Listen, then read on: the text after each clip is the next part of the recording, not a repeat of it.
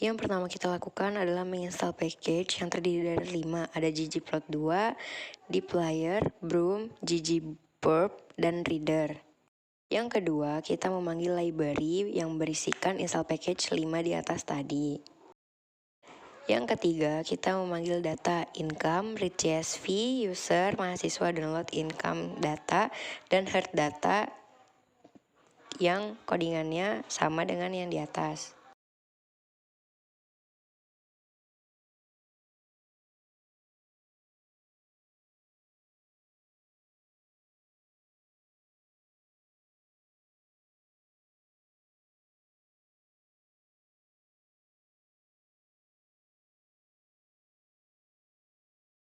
Yang keempat, ada summary income data untuk memberikan ringkasan statistik deskriptif dari income data.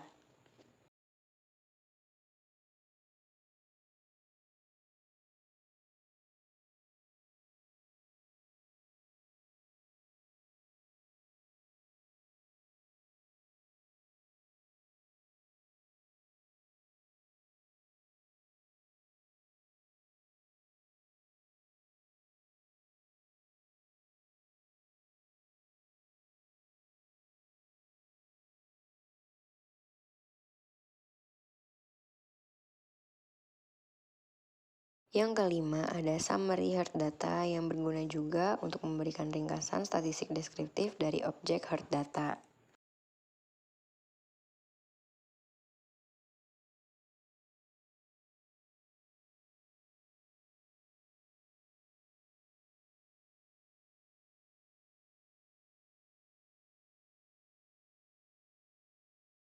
Yang keenam, ada his buka kurung income.data $happiness tutup kurung.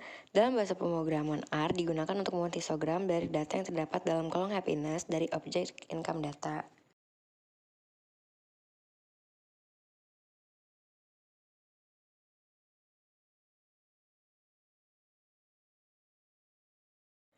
Yang ketujuh, plot buka kurung happiness income data sama dengan income.data tutup kurung. Dalam bahasa pemrograman R digunakan untuk membuat scatter plot antar variabel happiness dan income dalam objek data income.data.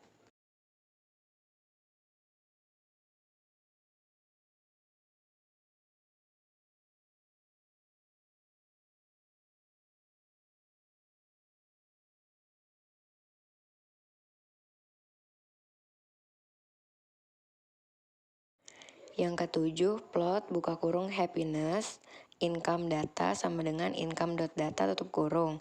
Dalam bahasa pemrograman R digunakan untuk membuat scatter plot antar variabel happiness dan income dalam objek data income.data.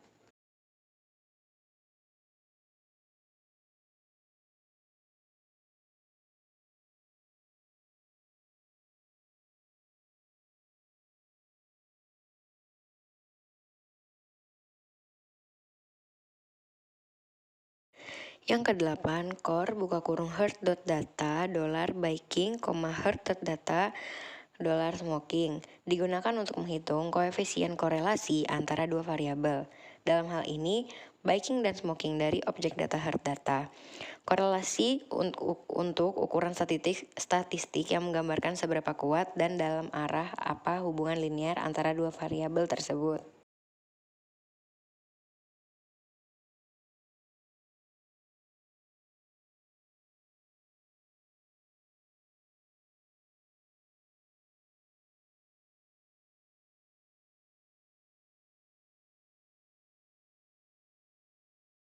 Yang kesembilan, perintah his dalam kurung heart.data $heart.disease digunakan untuk membuat histogram dalam variabel heart disease dalam objek data heart.data. Dalam menjalankan perintah ini, membuat histogram untuk variabel heart disease dalam data heart.data. Histogram akan menampilkan sebaran nilai-nilai heart disease ke dalam beberapa interval atau kelas. Dengan sumbu X menunjukkan rentang nilai heart disease dan sumbu Y menunjukkan jumlah frekuensi atau kemunculan nilai dalam interval tersebut.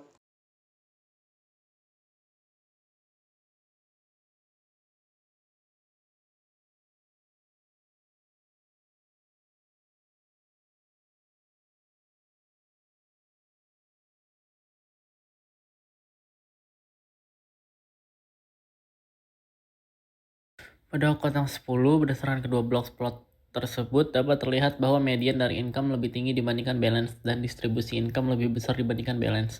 Terdapat outlier pada box plot balance yang menunjukkan ada nilai yang jauh dari mayoritas data pada balance, sedangkan pada box plot income tidak terdapat nilai outlier yang berarti tidak ada nilai yang lebih jauh dari mayoritas data.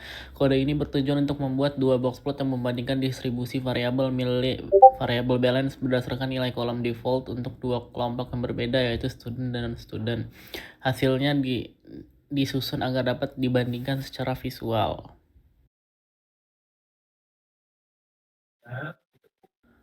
Pada blok 11, berdasarkan kedua blok seperti ini dapat dilihat bahwa kejadian gagal membayar oleh student dan non-student hampir sama, ditunjukkan garis median yang hampir sama.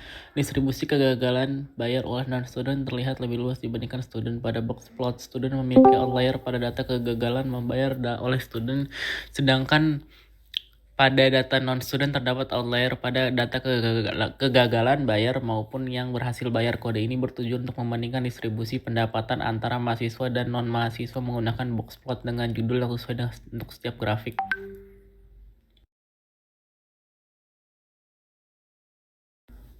Pada blok ke-12, berdasarkan kedua box plot ini dapat dilihat bahwa yang tidak memiliki pendapatan oleh student lebih besar dibandingkan dengan non-student yang tidak memiliki pendapatan. Hal ini dapat dilihat dari median masing-masing data. Distribusi pendapatan oleh student dan non-student hampir sama luasnya. Pada box plot, student memiliki outlier yang dominan di sebelah kiri data student yang tidak memiliki pendapatan, sedangkan pada box plot non-student outlier berada di kanan dan kiri data non-student yang tidak memiliki pendapatan. Pada blok 13 dan 14 yaitu intercept dalam konteks regresi logistik. Intercept ini adalah logout dari kategori referensi saat semua variabel predikator lain adalah 0. Oleh karena itu, logout default akan menjadi minus 10,65 apabila semua variabel prediktor adalah 0. Saat balance itu menunjukkan seberapa besar perubahan dalam logouts default untuk setiap satu unit peningkatan. Jika balance meningkat 1 unit, logouts default akan meningkat sekitar 0,0055. Standar error semakin kecil, standar error semakin akurat atau stabil estimasi koefisien. Gitu. Pada blok 15, interpretasi kurva. Pada bagian kiri kurva, probabilitas gagal bayar sangat rendah. Hal ini menunjukkan bahwa nasabah dengan saldo rendah memiliki kemungkinan kecil untuk gagal bayar. Pada bagian tengah kurva, probabilitas gagal bayar meningkat secara bertahap. Hal ini menunjukkan bahwa nasabah dengan saldo menengah memiliki kemungkinan yang lebih besar untuk gagal bayar dibandingkan dengan nasabah dengan saldo rendah. Pada bagian kanan kurva, probabilitas gagal bayar mendekati 1. Hal ini menunjukkan bahwa nasabah dengan saldo tinggi memiliki kemungkinan yang sangat besar untuk gagal bayar. Berdasarkan kurva, kita dapat memprediksi probabilitas gagal bayar untuk nilai saldo tertentu. Pada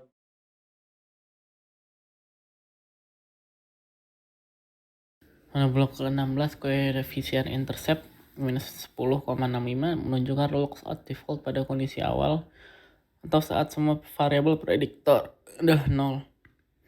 Koefisien balance 0,005 menunjukkan bahwa setiap peningkatan 1 unit dalam balance akan menyebabkan peningkatan sekitar 0,0055 dalam logouts default. Pada blok 17, dengan tingkat kepercayaan tertentu, kita yakin bahwa nilai sebenarnya dari koefisien intercept berada dalam rentang antara 2,366933E05 dan nilai lain yang mungkin. Dengan tingkat kepercayaan tertentu, kita yakin bahwa nilai sebenarnya dari koefisien balance berada dalam rentang antara 1,005514 dan nilai lain yang mungkin. Pada blok 18, prediksi probabilitas respon positif 0,0057. Model regresi logistik memprediksi probabilitas respon positif sekitar 0,0057 atau sekitar 0,57% ketika nilai balance adalah 1000. Probabilitas ini mencerminkan kemungkinan baru observasi memiliki respon positif berdasarkan informasi dari variabel prediktor yang diberikan. Oke, selanjutnya di sini kita menggunakan fungsi GLM. Nah, fungsi GLM ini untuk membuat model regresi logistik.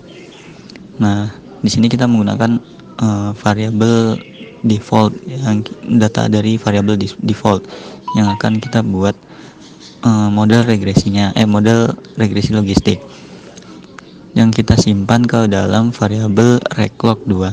Kemudian kita tampilkan summary dari reclog2-nya.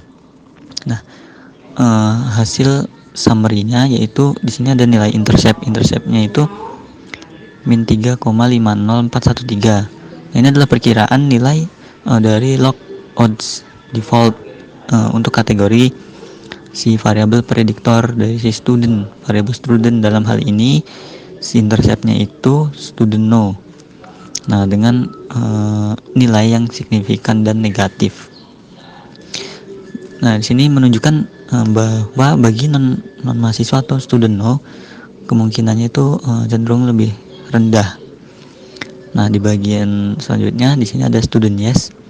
Student yes itu nilainya 0,40489. Nah, ini adalah nilai tambahan estimasi pada log odds dari nilai defaultnya untuk mahasiswa student yes. Nah, dibandingkan dengan non mahasiswa atau student no dengan nilai yang signifikannya itu positif, ini menunjukkan bahwa mahasiswanya itu memiliki kemungkinan default yang lebih tinggi daripada non mahasiswa. Kemudian selanjutnya ada std errornya itu 0,07071. Nah, itu untuk si intercept, dan 0,11502 itu untuk student yes. Nah, di sini kita melihat standar errornya itu relatif kecil, itu menunjukkan bahwa estimasi koefisiennya itu cukup akurat. Kemudian di sini ada z value. Nah, z value-nya itu ada min 49,55 untuk intercept dan 3,52 untuk student yes. Nah, nilai z yang lumayan tinggi.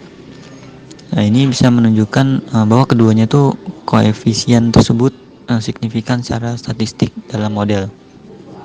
Kemudian ada PR-nya itu, nah ini untuk interceptnya itu 0,2e 2e min 16 untuk intercept dan 0,000431 untuk student yes. Nah, nilai P ini cukup rendah yang menunjukkan bahwa keduanya itu secara signifikan berbeda dari 0, sehingga variabel student prediktornya itu mempengaruhi kemungkinan yang signifikan. Oke, selanjutnya di sini kita menggunakan perintah predict. Kemudian kita masukkan variabel sebelumnya yaitu reclog2. Kemudian new data.frame. Nah, kita mengambil nilai dari si studentnya itu yang yes. Nah, ini kita akan menghasilkan outputnya itu berupa prediksi untuk respon dalam bentuk probabilitas. Oke. Nah, di sini kita bisa lihat hasilnya itu dari fungsi predik di atas. Hasil probabilitasnya itu sekitar 0,043. Nah, ini berarti model memperkirakan kemungkinan nilainya itu 4,3% untuk setiap individu mahasiswa gitu. Oke, selanjutnya kita melakukan prediksi lagi, tetapi di sini kita menggunakannya student yang no, yang bukan mahasiswa. Nah, bisa kita lihat di sini hasil probabilitasnya yang no itu sekitar 0,029. Nah, ini berarti model memperkirakan kemungkinan sekitar 2,9% untuk kasus individu yang bukan mahasiswa. Oke, selanjutnya di sini ada perintah full.md. Nah, perintah ini tuh digunakan untuk membuat model regresi logistik, tetapi dia mencakup semua variabel dari dataset si default gitu. Nah, kemudian kita tampilkan summary-nya dari si full.md. Nah, bisa kita lihat di sini ada estimate std error z value PR lebih dari mutlak z. Nah, intercept Interceptnya itu di sini min 1,087 plus 01. Nah ini tuh dari nilai intercept dari si student no. Nah kemudian ada std errornya itu 4,923 min 01. Kemudian z value nya itu 22 min 22,080. Kemudian PR itunya 2 apa itu kurang dari 2e min 16, kurang 16. Kemudian ada student yes min 6,468 min 01. Kemudian std errornya 2,36 min 01. Nah di sini ada penambahan yaitu balance sama income, yang dimana di sini kita memanggil semua variabel yang ada di dalam dataset default gitu. Nah selanjutnya di sini ada PSCL PR2 Reclock, kemudian ada McFadden. Nah ini itu fungsinya untuk membuat salah satu metrik evaluasi gitu untuk model regresi logistik yang mengukur seberapa baik model tersebut gitu, apakah sudah cocok dengan data yang dibandingkan dengan model nul. Nah nilai dari hasil evaluasi metrik tersebut, jika nilainya semakin tinggi maka semakin baik model yang cocok dengan data gitu. Nah bisa kita lihat di sini hasilnya itu McFadden 0,4533916. Nah hasil output ini tuh intercept gitu. Jadi model dengan hanya interceptnya adalah sekitar 0,453. Nah ini ya nilai ini belum cukup sih menurut saya, belum cukup baik lah, karena menurut saya nilai R square yang baik itu mungkin di angka 6 ke atas mungkin. Nah selanjutnya di sini ada PSCL, kemudian ada PR2 Reclock 2, kemudian kita memanggil McFadden. Nah perintah ini itu digunakan untuk menghitung koefisien McFadden pseudo R square dari model regresi logistik. Nah datanya itu diambil dari Reclock 2 atau model regresi logistik yang sudah kita buat sebelumnya, yang kita simpan di dalam variabel Reclock 2. Sama fungsinya yaitu untuk melihat evaluasi matriks untuk suatu model logistik gitu. Nah di hasil ini itu kita melihat hasilnya itu 0,004097255. Nah di sini tuh cukup lebih kecil gitu dibanding dari model yang Reclock. Oke selanjutnya sama kita menggunakan perintah seperti sebelumnya, tetapi di sini kita menggunakan data dari full.mode, yang dimana kita modelnya itu dari seluruh variabel. Nah bisa kita lihat di sini hasilnya lumayan lebih bagus sedikit gitu dibanding dari si Reclock gitu. Nah, hasil dari McFadden-nya itu yaitu 0,4619194. Nah selanjutnya kita meload data. Kita menggunakan library readr agar si read.csv-nya itu berjalan. Kemudian kita masukkan ke dalam variabel loan. Nah datanya itu kita ambil dari Dropbox. Nah kemudian kita jalankan. Nah hasilnya itu bisa kita lihat di sini ada 42.535 row dan ada 6 kolom.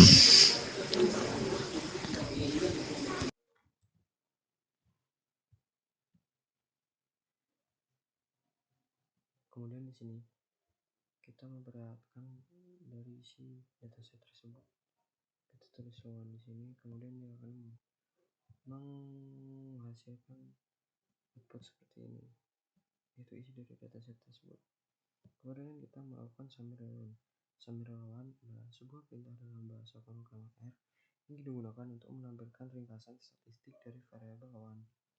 Ini akan memberikan informasi seperti nilai rata-rata, median, kuartil, nilai minimum, nilai maksimum, dan juga observasi dari variabel lawan. Kode ini juga berguna untuk menganalisis distribusi dan statistik deskriptif dari data yang terkait dengan pinjaman lawan. Kemudian di sini kita menggunakan tabel lawan good.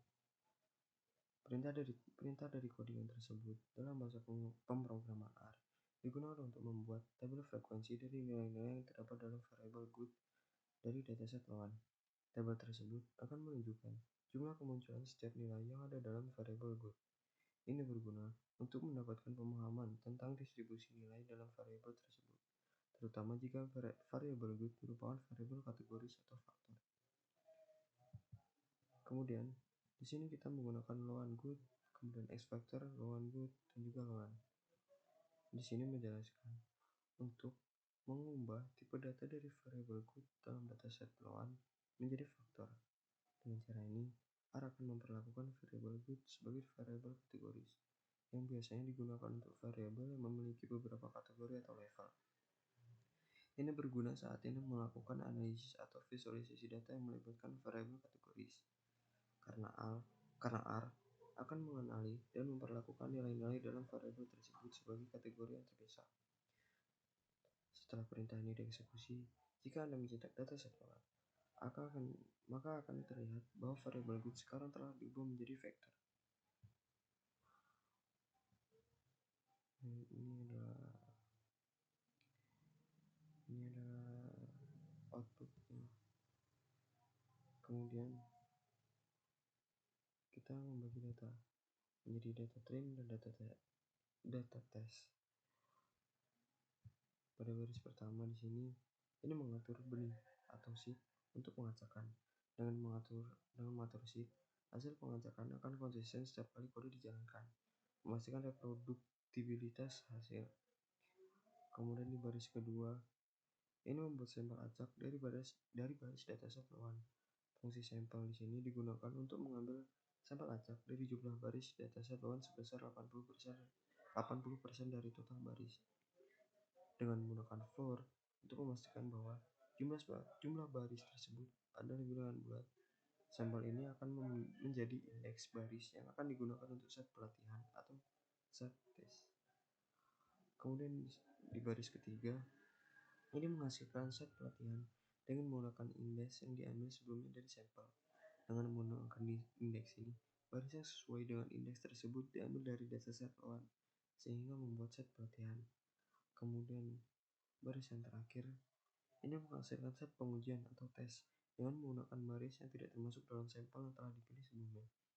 Dengan menggunakan tanda minus di depan indeks, kita memilih baris yang tidak termasuk dalam sampel sehingga membuat set pengujian. Dengan cara ini, dataset lawan dibagi menjadi dua bagian, yaitu set pelatihan atau train yang digunakan untuk melatih model dan set pengujian atau tes yang digunakan untuk menguji kinerja model. Kemudian pada codingan selanjutnya tentang logik. Pada baris pertama di sini adalah proses pembentukan model regresi logistik fungsi dengan menggunakan GLM digunakan untuk menghitung model regresi general linear. Argumen dari good, Vico plus BTI plus lawn MNT plus purpose menunjukkan bahwa variabel good adalah variabel response yang diprediksi oleh variabel prediktor Vico, DTI, lawn MNT, dan purpose. Data sama dengan train. Kemudian data sama dengan train menunjukkan bahwa data yang digunakan untuk melatih model adalah train, yaitu set pelatihan yang dibuat sebelumnya. Kemudian argumen family binomial di sini menunjukkan bahwa jenis distribusi respons adalah binomial sesuai dengan data kategoris biner yang dihadapi. Kemudian ada summary logic. Ini adalah perintah untuk melakukan penampilan menampilkan ringkasan statistik dari model regresi logistik yang telah dibentuk.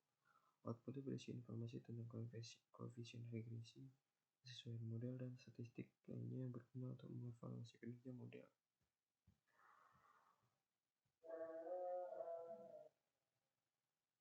Kemudian di sini dalam baris pertama di sini adalah perintah untuk memprediksi nilai respons. Probabilitas probable good bernilai menggunakan model logit yang telah dibentuk sebelumnya pada dataset tes. Kemudian ada type response di sini menunjukkan bahwa output yang dihasilkan adalah probabilitas respons. Kemudian pada baris kedua di sini, ini adalah perintah untuk mengklasifikasi prediksi berdasarkan probabilitas yang dihasilkan. Jika probabilitas respon yang diprediksi lebih besar dari 0,80, maka akan diklasifikasi sebagai good. Jika tidak, akan diklasifikasi sebagai bad. Kemudian pada baris berikutnya, ini mengubah variabel good pred menjadi faktor yang mempermudah analisis selanjutnya. Kemudian pada baris yang terakhir di sini, ini adalah perintah untuk menghitung matriks kebingungan atau confusion matrix menggunakan fungsi confusion matrix dari paket caret. Matrix confusion matrix ini akan memberikan informasi tentang seberapa baik model melakukan klasifikasi pada set pengujian atau threshold. Argumen positif good di ujung sini ini menunjukkan bahwa kelas positif yang ingin dievaluasi adalah good. Hasilnya berupa confusion matrix yang menunjukkan jumlah true positif, true negatif, false positif, dan false negatif, serta matriks evaluasi kinerja model seperti sensitivitas, spesifisitas, dan akurasi. Dengan menganalisis matriks confusion matrix ini, kita dapat memahami beberapa baik model dalam prediksi kelas good dan bad. Kemudian terakhir, dalam kontingen satu baris ini digunakan untuk mengkonversi objek matrix atau confusion matrix menjadi bentuk yang lebih terstruktur menggunakan paket Bloom dalam internet. Ini menjadikan matriks evaluasi kinerja model dalam bentuk data frame yang lebih mudah diinterpretasikan. Matriks tersebut dapat mencakup sensitivitas, spesifisitas, presisi, nilai prediktif positif, nilai prediktif negatif, dan lain sebagainya. Namun perlu dicatat bahwa fungsi Bloom tie-dye biasanya digunakan untuk model-model yang dihasilkan dari paket-paket tertentu seperti LM, linear model, GLM, atau generalized linear model, dan sebagainya. Jadi jika Anda ingin menggunakan fungsi Bloom tie-dye untuk matriks kebingungan atau confusion matrix, pastikan objek tersebut telah diubah menjadi model atau struktur sesuai